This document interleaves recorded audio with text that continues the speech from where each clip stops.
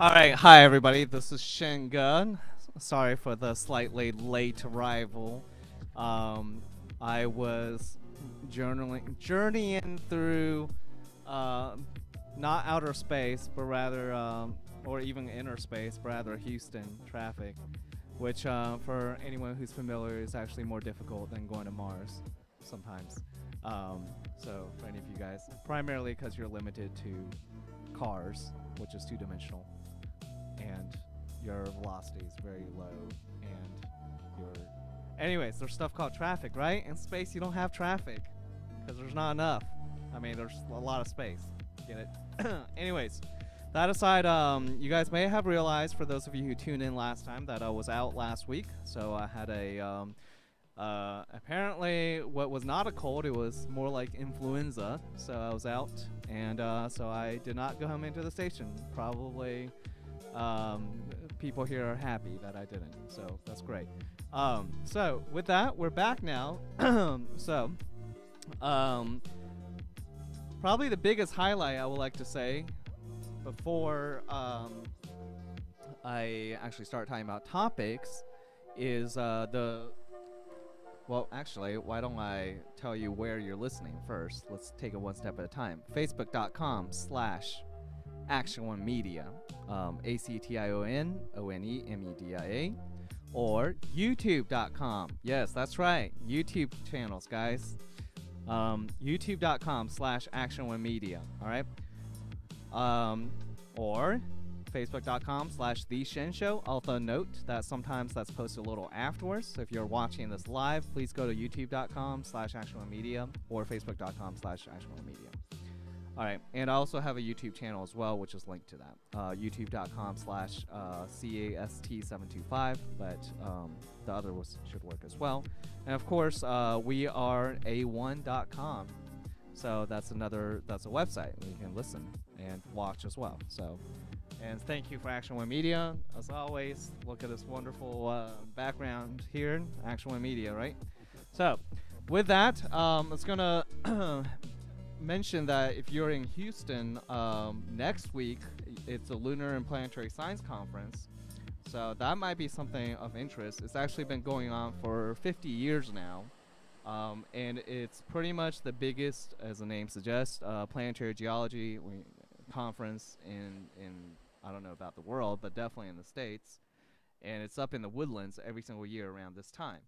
So this happens to be the 50th one. Not that makes it, special, I don't think.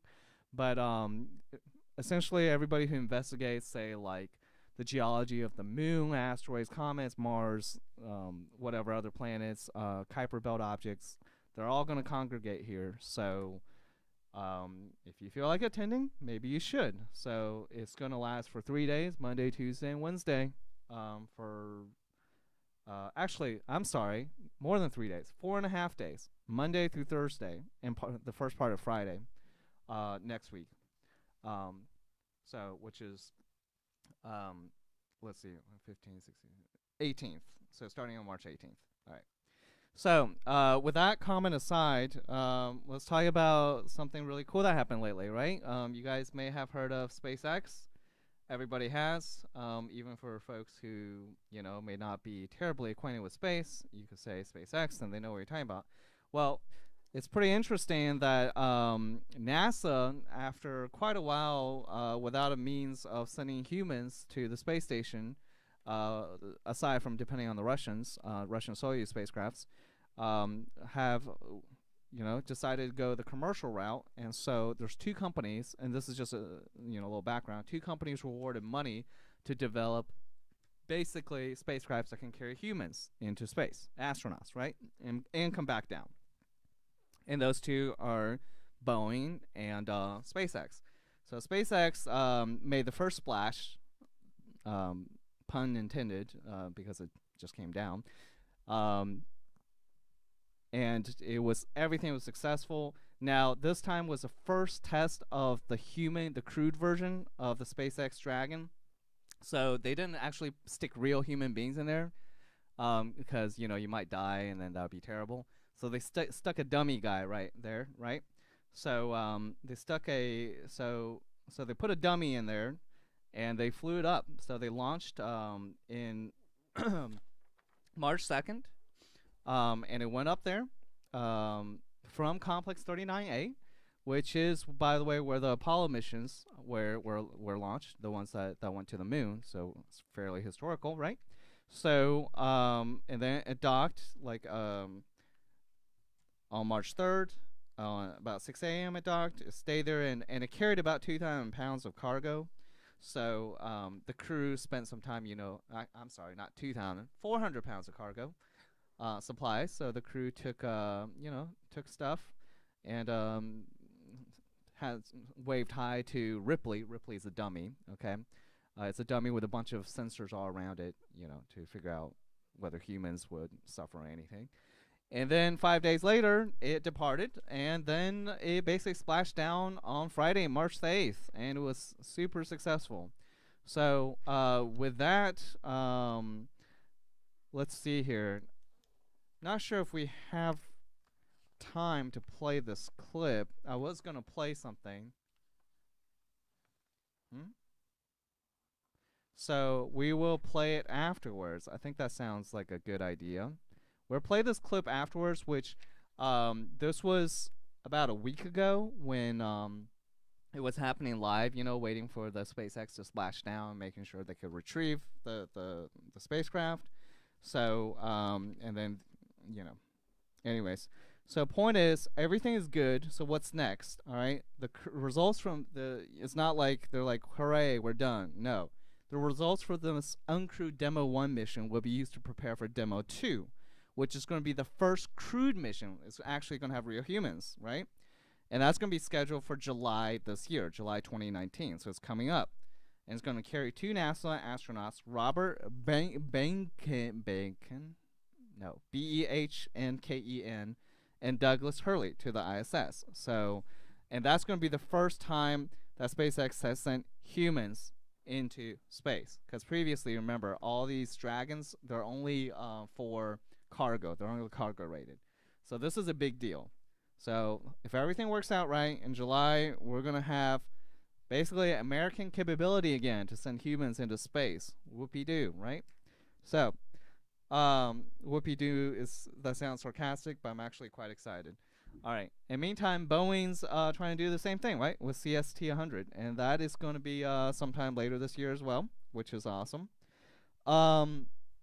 So with that, another thing to note before we take a quick break is that 3 astronauts launching up into, actually, it just launched 5 hours ago. The Soyuz rocket launched a new U.S.-Russian crew to the space station.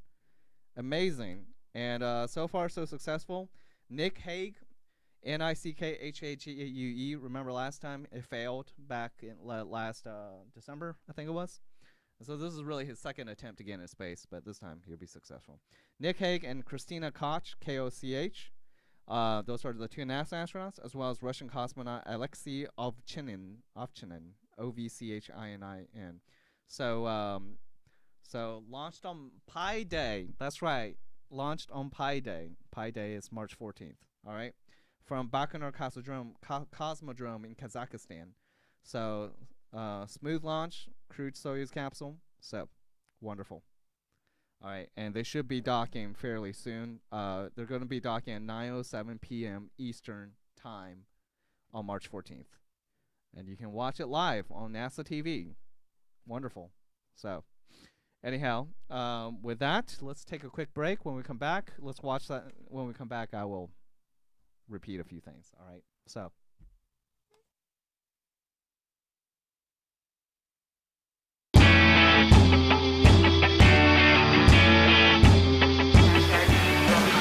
Hashtag girl power.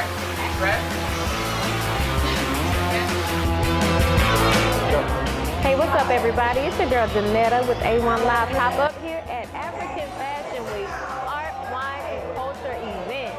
We are having an amazing time. They have some lovely art pieces to see. So go ahead, get down here. You still have time. Everybody get in the action.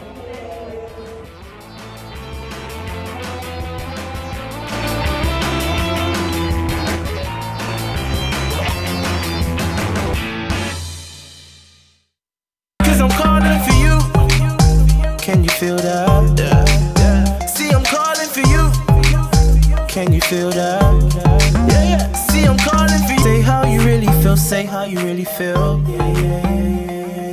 Baby, just keep it real, baby, just keep it real.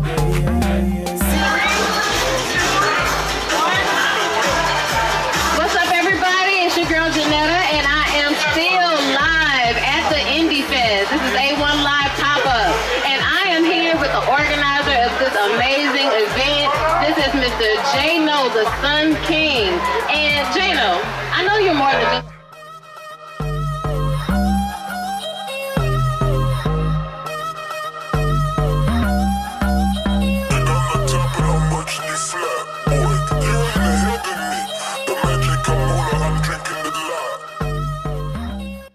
Get in the action at weareA1.com.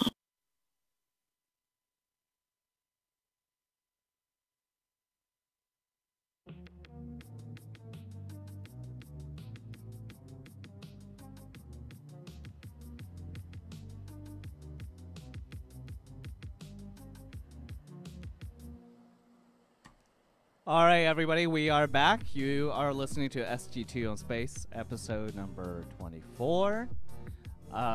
So, in any case, before we went on a break, we were talking about the SpaceX Crew Dragon docked and successfully undocked and splashed down, all very well.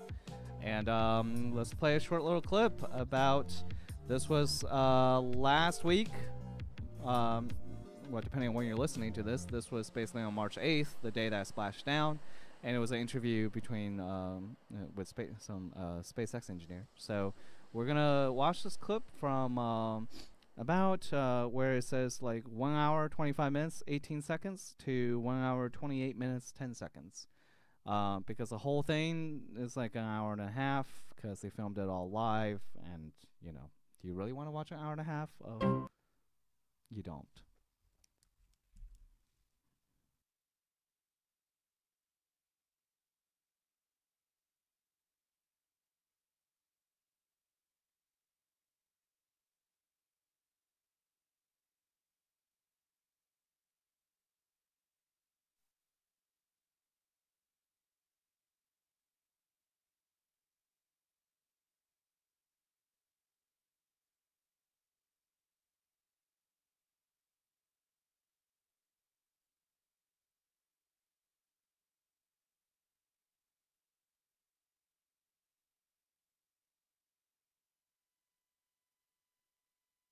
To apply that to the next steps. So what's coming up next, I think, because believe it or not, as excited and like still shaking as I am about this return, there's a lot more to do, right? Because our ultimate goal is to be able to continue to staff space station, right, and provide astronauts rides up to space, give them a safe place to be, safe place to come home in, and do crew rotations every 6 months. So how do we get there? So we finished Demo 1, huge milestone.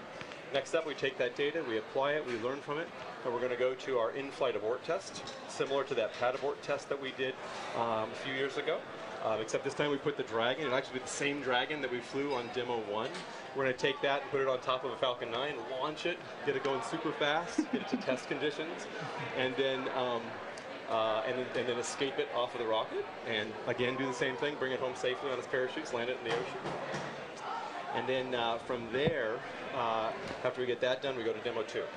And that's kind of like, wow, that's the big prize, right? Because that's going to be sending Bob and Doug, you know, our astronauts and our partners and our friends, sending them up on Dragon, taking them to the station safely, bringing them home safely.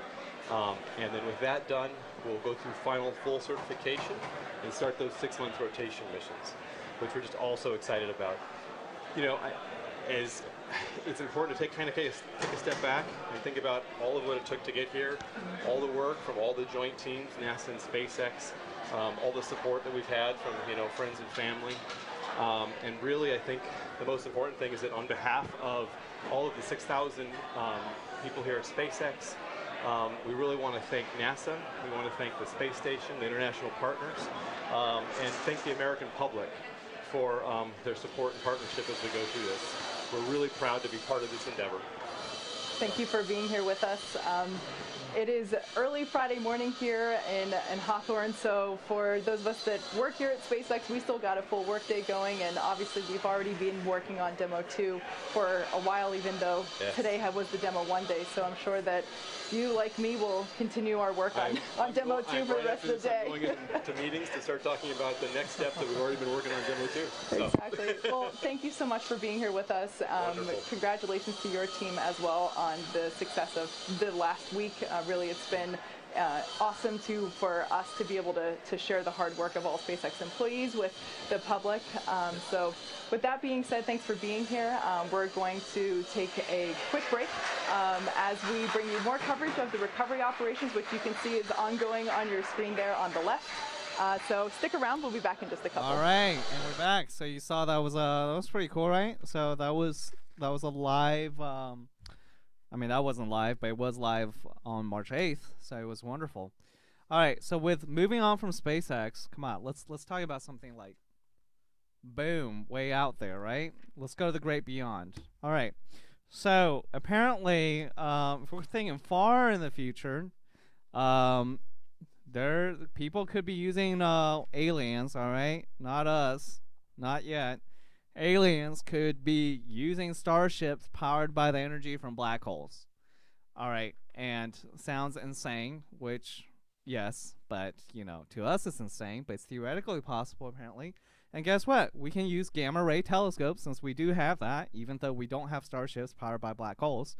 We do have gamma ray telescopes, which could potentially detect those techno signatures. So, what the heck am I talking about here, and how does this even work? Well, so Louis Crane, mathematician from Kansas State University, he authored a study that basically says how gamma telescopes could find evidence of spacecraft powered by tiny artificial black holes, and the study is called "Searching for Extraterrestrial Civilizations Using Gamma Ray Telescopes." All right, and this is the second paper in a series back in 2009. There's a paper called "Are Black Hole Spacecrafts Possible?" So let's talk about how black hole spacecrafts are even possible. So Dr. Crane and Shane Moreland, a physics grad student at that time, explore the possibility of using Hawking radiation from an artificial black hole. And Hawking radiation is essentially radiation that comes out of a black hole, okay? So a black hole can actually, quote-unquote, evaporate, all right? So yes, even though you think nothing can escape from a black hole due to some complicated physics, a black hole actually emits radiation, all right? Energy, basically. So what did they find out? They conclude that it was a possibility to use this Hawking radiation, but that quantum gravity effects could be an issue. So in any case, so what do you exactly have to do then? How would you create this? Well, to produce an artificial black hole, this is what Dr. Crane says, we will need to focus a billion-ton gamma-ray laser to nuclear dimensions. It's like making as many high-tech nuclear bombs as there are automobiles on Earth, just the scale of it is beyond the current world economy. A civilization which fully utilized the solar system would have the resources. And of course, that's not the least of the technical challenges. There would also be the sheer amount of power to power the gamma-ray laser, where this energy would be stored, how these emissions would be focused onto this atom-sized space. So it's really daunting. But forget all how to make the thing. Can we detect it? Apparently, yes. So, here's how he explains it. So, if some advanced civilization already has such starships, current VHE gamma ray telescopes could detect it out to 100 to 1,000 light years if we were in its beam. They could be distinguished from natural sources by their steadily changing redshift over a period of years to decades. To investigate this, astronomers would need to keep time series of frequency curves of the point-light gamma ray sources. This does not seem to be something they currently do. Aw, man, see, astronomers need to get on board and actually keep this data, since then we can comb through it and see, whether there are civilizations that's using black holes to power their starships. Well, you know what? All is not lost, because there's space-based telescopes like the Fermi Gamma Ray Space Telescope (FGST) and ground-based facilities like the High Energy Stereoscopic System (HESS) and the Very Energetic Radiation and Imaging Telescope Array System (VERITAS). Well, oh my gosh, no wonder why these telescopes have acronyms. Anyways, all these could detect in the gamma ray range, and assuming that we collect the right data, we could help determine if these sources, some of them may be artificial in nature, what we see. So I was going to play a little short clip, but I have decided, in the sake of time, not to. Also, I have also realized sometimes listening to a scientist talk is not the most entertaining thing in the world. So I am going to say that. So it's interesting, but not necessarily engaging. All right. So anyways, and besides, there's a lot of topics to cover. That's the bigger issue. All right. This is kind of interesting. Speaking of black holes, which is one of my favorite subjects in physics, there's also the notion of probing the inside of black holes. So forget about starships. Let's talk about actual, hey, let's figure out what exactly is inside a black hole, right? And to do that, that's kind of hard because nothing can escape a black hole, right? So, however, what is really cool is that there may be a way. So recently, physicists have created a simulation model where they used a 7-qubit, K-U-B-I-T, all right? When you think qubit, you should think quantum computer. All right, 7-qubit quantum computer to simulate the scrambling of information inside a black hole. So this is a future in which entangled quantum bits may be used to probe the mysterious interior of black holes. All right, so I just said scrambling of information inside a black hole. All right, what does that mean? Well, scrambling is what happens when matter disappears inside a black hole. That information attached to that particular matter, the identities down to the energy and momentum, is chaotically mixed with all the other matter information inside, seemingly making it impossible to retrieve. So it's like, let's take your least favorite person in the world and throw that person in the black hole, right? And then, so that person gets, assuming that person even survives. Anyway, wouldn't, all its atoms get entangled up and smushed around with everything else, right? That's already in the black hole. And if you're like, hey, wait a minute, I kind of want to get this person back. Well, it's impossible. But hey, actually, you know what? It may be possible now. See, that's why this research is important. It may be possible to retrieve information on what happens to this person, inside. Okay, so because right now, if you cannot retrieve information inside, there's a paradox. Because quantum mechanics says that information is never lost, even when information disappears inside a black hole.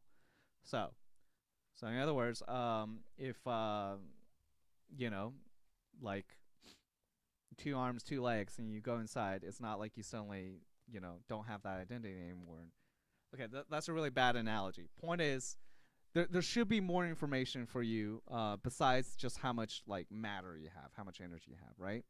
There's other information, such as what kind of atoms there are, how those are arranged, all those things, right?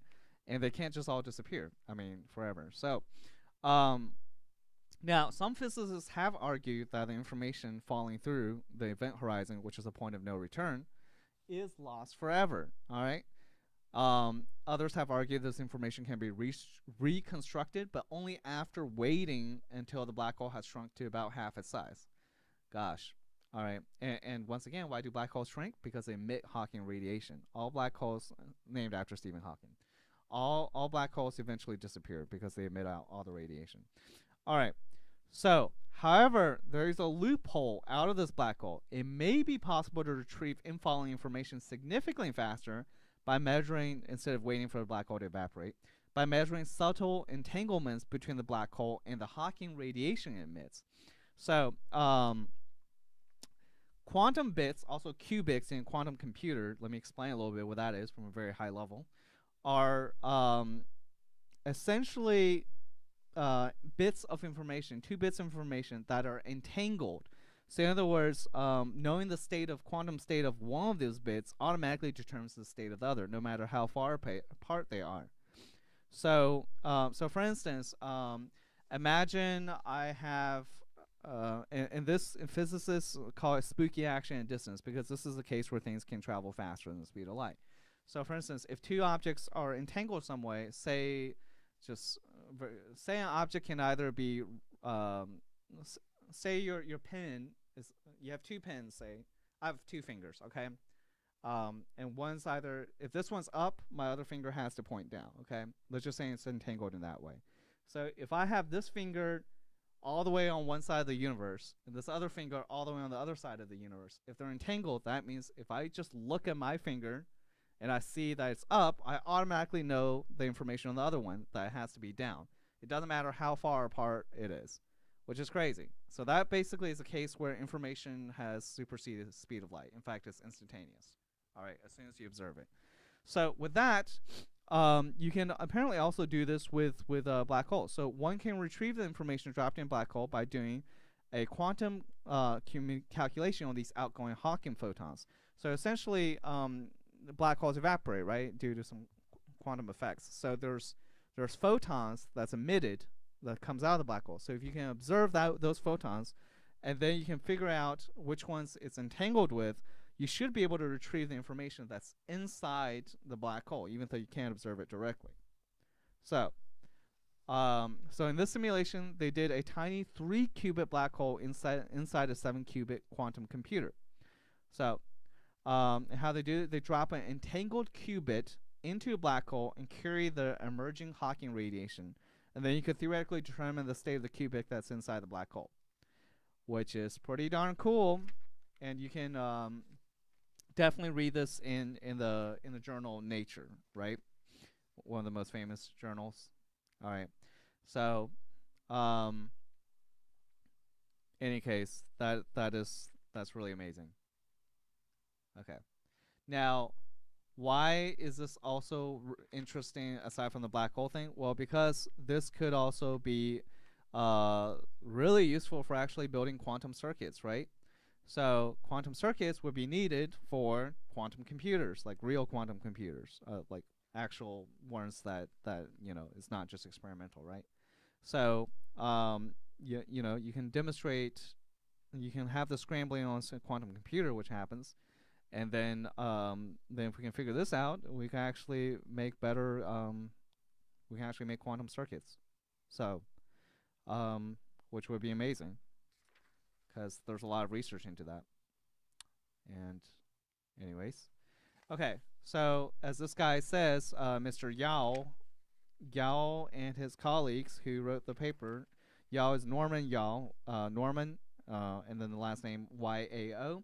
So UC Berkeley professor of physics, he says this: the U.S. is launching a $1 billion quantum initiative, and understanding the dynamics of quantum information connects many areas of research within this initiative: quantum circuits and computing, high-energy physics, black hole dynamics, condensed matter physics, and atomic, molecular, and optical physics.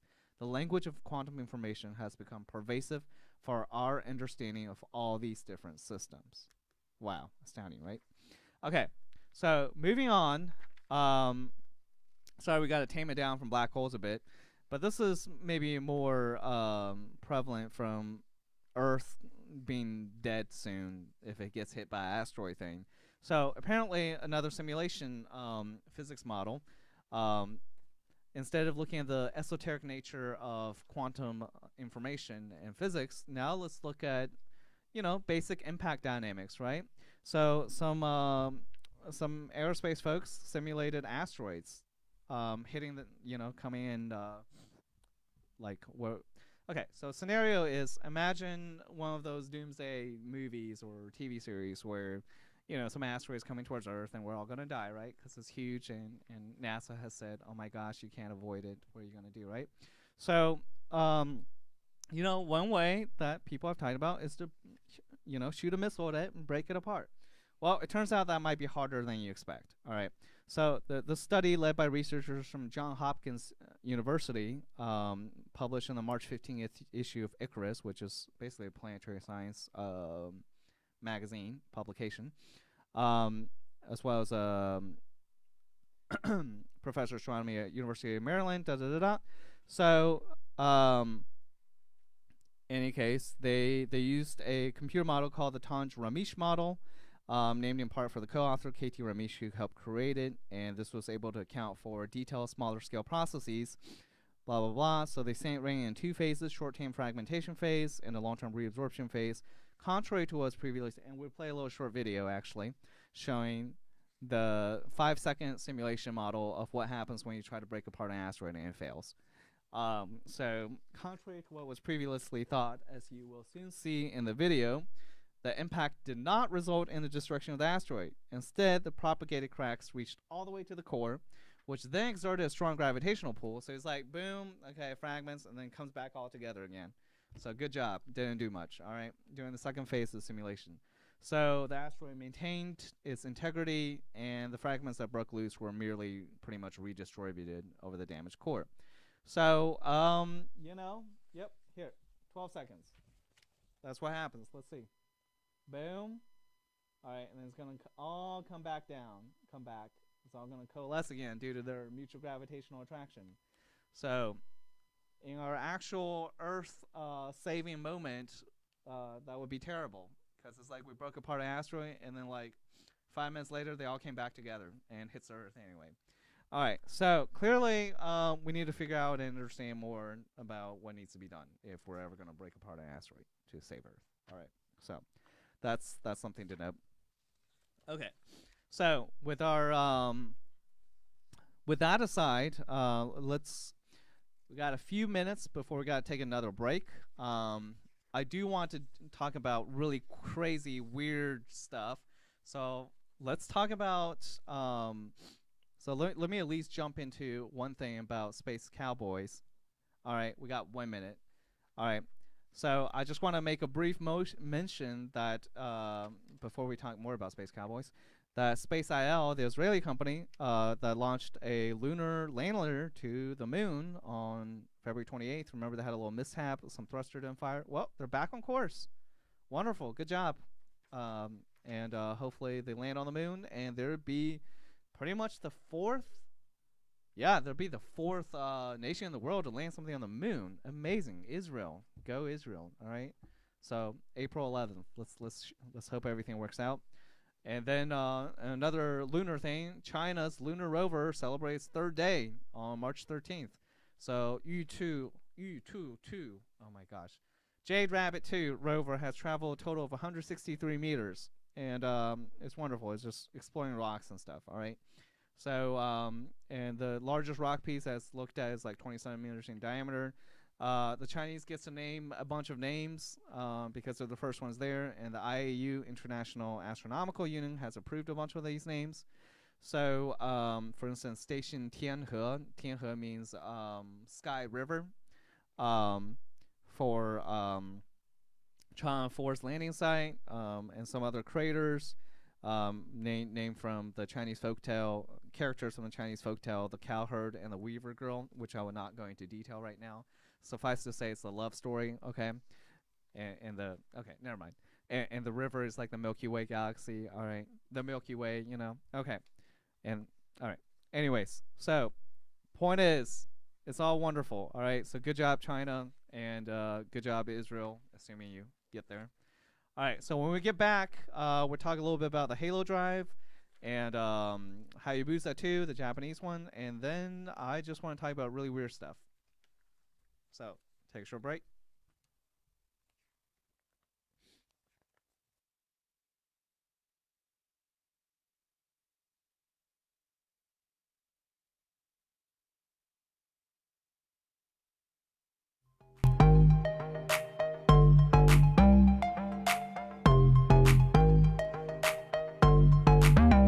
Get into action. Yo, we back at it again, baby. What? Get into action. 3. Get into action. Tell me what is the deal, tell me what is the deal. So I challenge you today to start strong. Get in the action. Tell me what is the deal. Cause I'm calling for you. Get in the action. Can you feel that? Can you feel that? Yeah, yeah. See, I'm calling for you. Can you feel that? Yeah, yeah. See, I'm calling for you. Say how you really. Man, you still here? Go on and subscribe. Put your money where your community is. Get in the action. Action 1. Independent thinkers working together. Inspiring action in media. Get in the action. Inspire today. Join us by being a sponsor at weareA1.com. Hey yo, hey yo, hey yo, hey yo. Back in this thing again, A1 Live. We appreciate everybody that's checking us out via Facebook Live. Everybody checking us out on weareA1.com. Make sure that you go on Google Play and get the app. You know what I'm saying? The app is out now. You know what I'm saying? Apple coming soon. You know what I'm saying? Tell them quit making us jump through the loops because we coming, man. You know what I'm saying?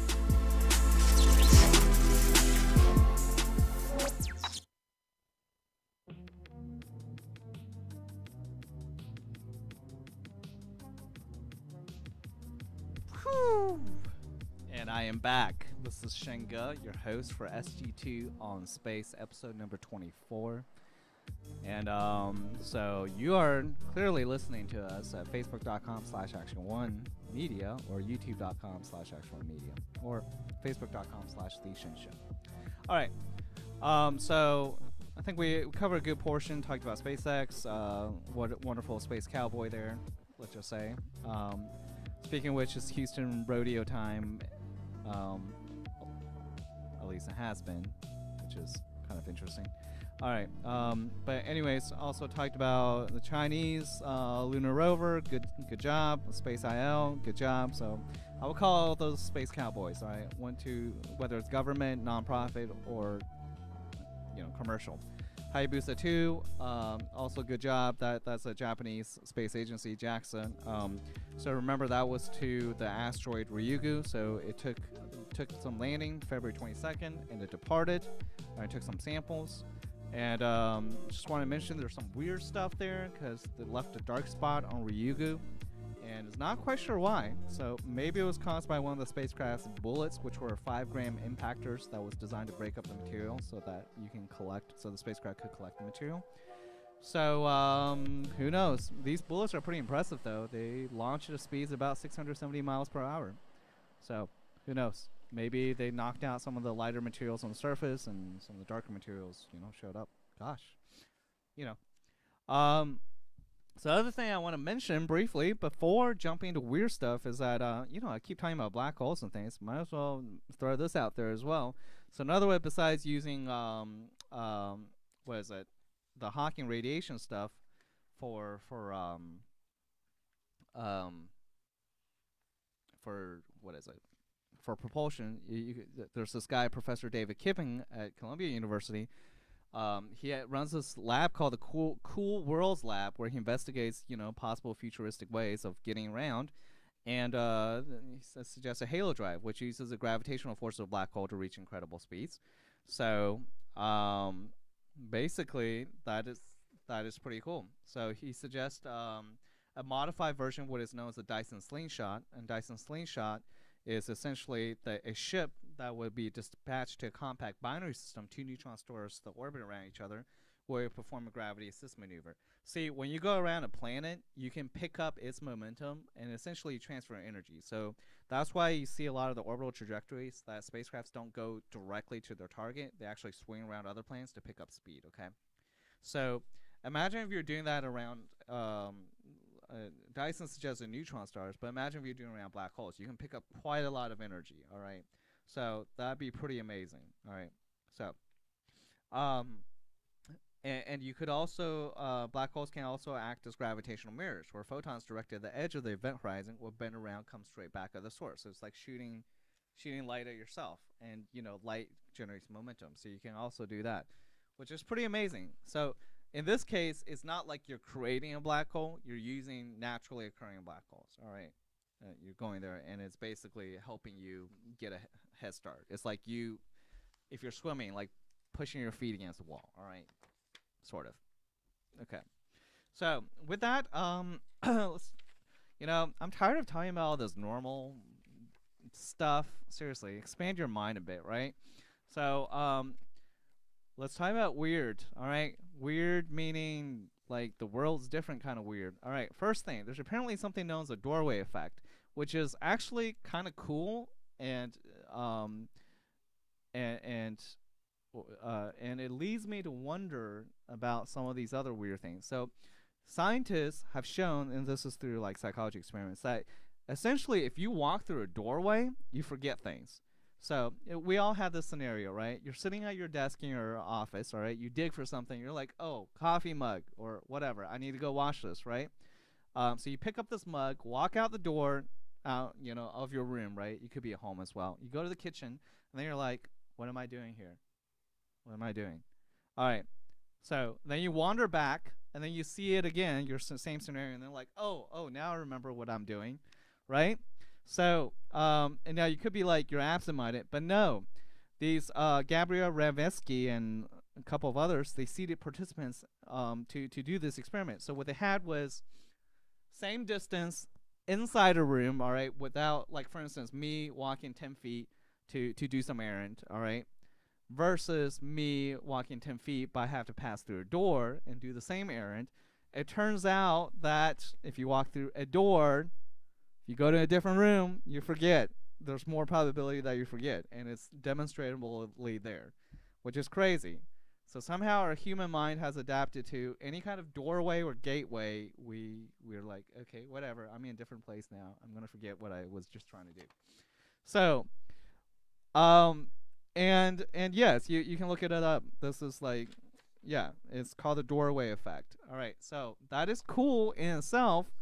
What does that have to do with anything, though? Well, I want this to relate to what's known as the Mandela effect, in the sense that, which, by the way, there's a lot of skeptics about it. Personally, I think it's real. I may have mentioned this before, but essentially it's the effect where the universe is slightly different, all right? Something you remember is different than it was. So some people say it's because certain people travel between different universes, and then then obviously things are a little different. And I've talked about that, people traveling between different universes. But here's the thing, right? If I could travel to a universe where, like, I don't exist, right? And then people are like, who are you? Okay, that's not what I'm talking about. I'm talking about, like, pretty much most things are the same, except some things are like, wait a minute, it seems a little off here. And it's called the Mandela effect because it's named after the fact that in a well-known case, a lot of people, for instance, for some reason remembered the famous South African freedom fighter / later president dying back in the 80s, which in our reality, he did not, right? But a lot of people remember that. And then it's like, where the heck did they get all this collective false memory? False, quote-unquote false. Well, the Mandela effect says, well, hey, it's not false memory. In an alternative world, he did die in that time. And so these people...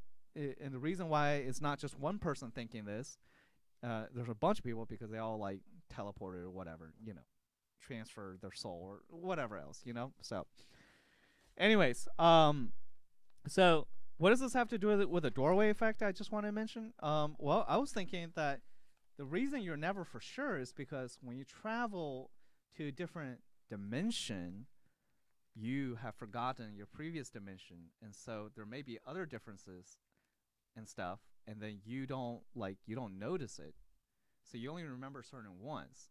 So you only remember like certain ones that stand out, right? And so it's like you automatically forget whenever you travel between dimensions.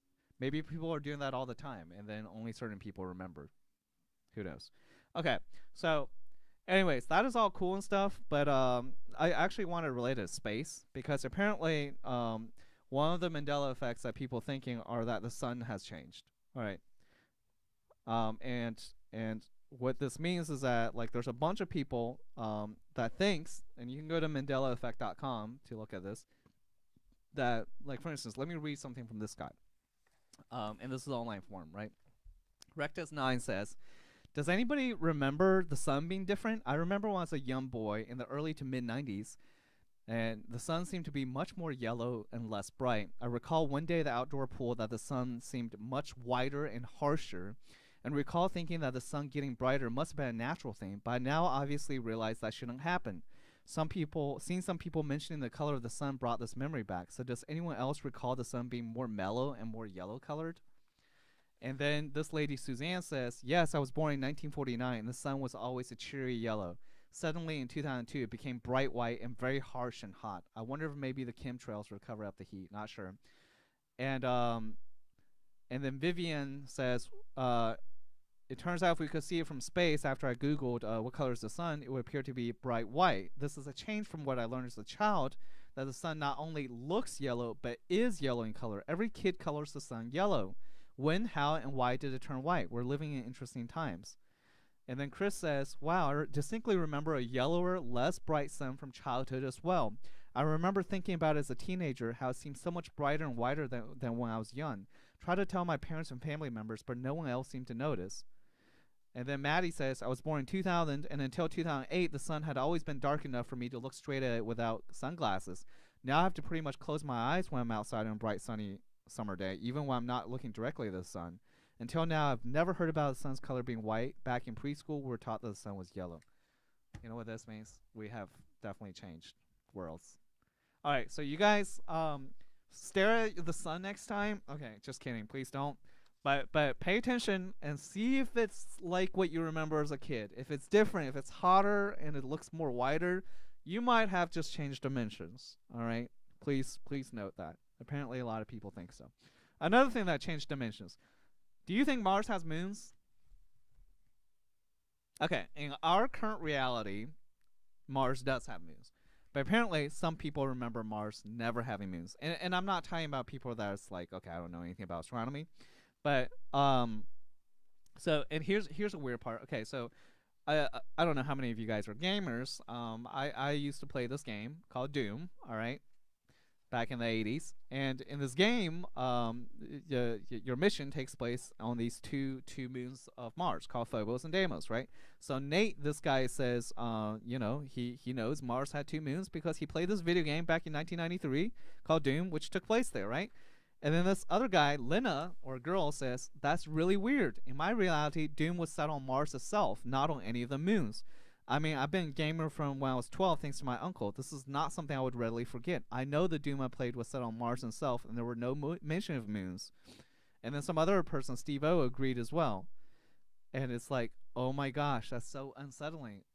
It's like everything adjusts, it's like, this is crazy. In one world, Mars has two moons. In another universe, Mars doesn't.